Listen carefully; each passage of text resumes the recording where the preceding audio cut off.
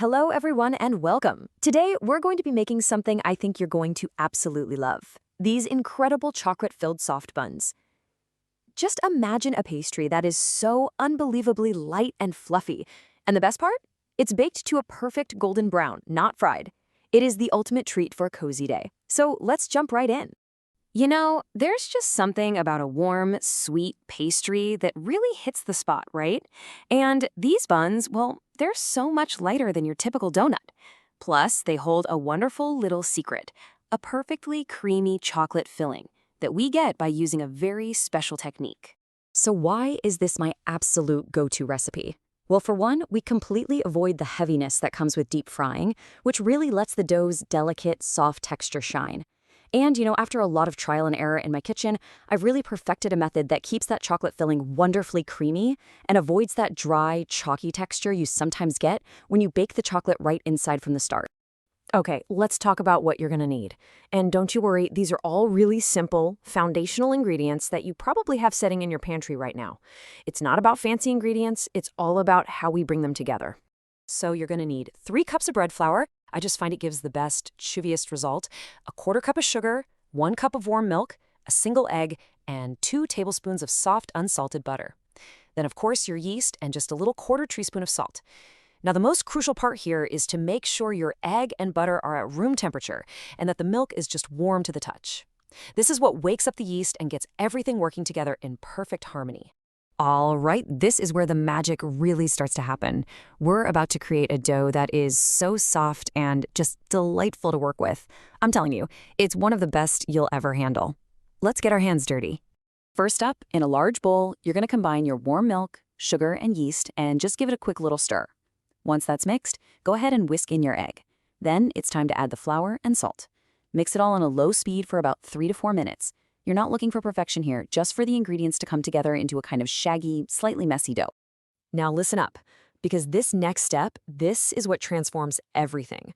We're going to add our softened butter now, after that initial dough is formed. This is the absolute secret to getting that incredibly soft, melt-in-your-mouth texture we're aiming for. So go ahead and add those 2 tablespoons of softened butter all at once. Now set a timer and get ready to knead continuously for a full 10 minutes. I know, at first it might seem a bit messy, like it's not coming together, but trust the process.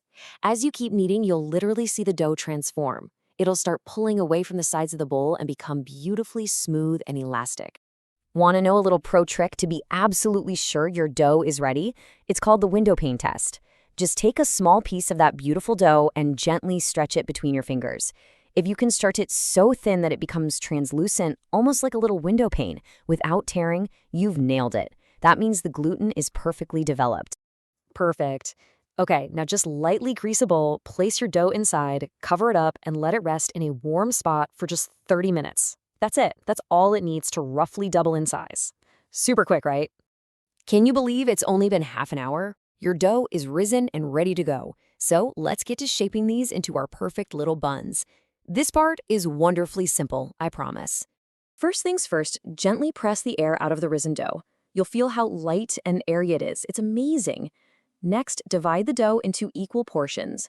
Then you're just going to take each piece and roll it between your palms to form a smooth, tight little ball. See? No complicated folding or trying to stuff filling in there, which makes this so fast and easy. Now, if you want your buns to be perfectly uniform so they all bake evenly, and you've got a kitchen scale, I aim for about 41 grams per piece. This recipe should give you exactly 17 buns of that size. It's just a helpful little tip.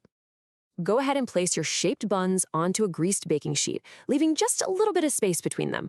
Cover them up one last time and let them have a final short rise for just 15 minutes. This last little rest is what will make them extra puffy and light when they bake. While the buns are having their final little nap, it's the perfect time to preheat your oven. You'll want to get it up to 190 degrees Celsius. Making sure the oven is properly hot is so key for getting that perfect golden bake. And you know what the best part is? These bake so fast. They only need 10 minutes in the oven. That is it. In just 10 minutes, your entire kitchen is going to be filled with the most incredible aroma.